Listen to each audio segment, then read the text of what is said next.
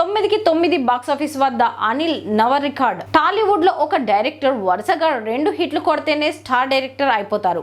అలాంటిది కెరీర్ మొదలు పెట్టినప్పటి నుంచి ఇప్పటి వరకు వెనుదిరిగి చూడకుండా వరుసగా 9 సినిమాలను సూపర్ హిట్లుగా నిలిచిన ఘనత అనిల్ రావిపూడిది. రాజమౌళి తర్వాత ఆ స్థాయిలో ఓటమి ఎరగని దర్శకుడిగా అనిల్ రావిపూడి టాలీవుడ్ సెన్సేషన్ గా మారారు.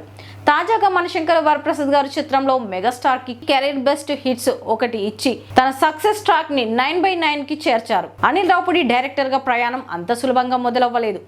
ప్రకాశం జిల్లాకు చెందిన అనిల్ సినిమాపై ఫ్యాషన్ తో ఇండస్ట్రీకి వచ్చి శౌర్యం, శంఖం, ఖందిరీగా ఆగడు వంటి సినిమాలకు రైటర్ గా పనిచేశారు.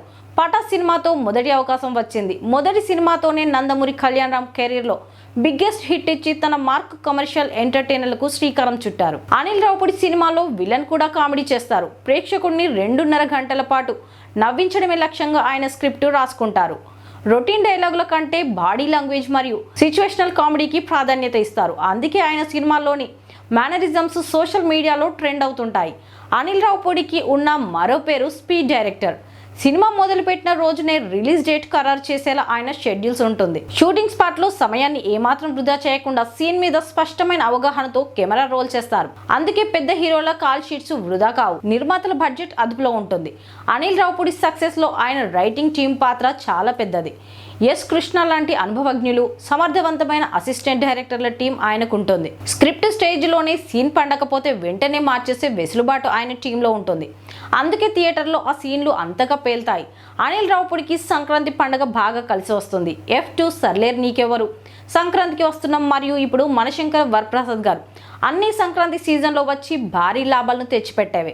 పండుగ సమయంలో ఫ్యామిలీ అంతా కలిసి చూసేలా సినిమాలు తీయడంలో ఆయన సిద్ధహస్తులు. ప్రస్తుతం అందుతున్న సమాచారం ప్రకారం అనిల్ రావిపూడి 2 ప్రాజెక్టుల మీద వర్క్ చేస్తున్నారు. ఒక యంగ్ స్టార్ హీరోతో పూర్తిస్థాయి యాక్షన్ ఎంటర్టైనర్ చేసే యోచనలో ఉన్నారు. సంక్రాంతికి వస్తున్నాం సీక్వెల్ వెంకటేష్తో ఉన్న బాండింగ్తో ఆ కథను ముందుకు తీసుకెళ్లే ఆలోచన కూడా ఉంది. F419 ఫ్రస్ట్రేషన్ సినిమాలో 3వ భాగం కూడా చర్చల్లో ఉంది. అనిల్ రావిపూడి కేవలం ఒక డైరెక్టర్ మాత్రమే కాదు, కమర్షియల్ సినిమాలకు ఒక గ్యారంటీ కార్డ్. ప్రేక్షకులు ఏమనుకుంటారో ముందుగానే ఊహించి దానికి తగ్గట్టుగా సీన్లు డిజైన్ చేసే పల్స్ ఆయనకు తెలుసు. మనశంకర వరప్రసాద్ గారు విజయంతో అనిల్ రావిపూడి రేంజ్ మరింత పెరిగింది. భవిష్యత్తులో రాజమౌళి లాగా మరిన్ని సెన్సేషనల్ రికార్డులు సృష్టించాలని ఆశిద్దాం.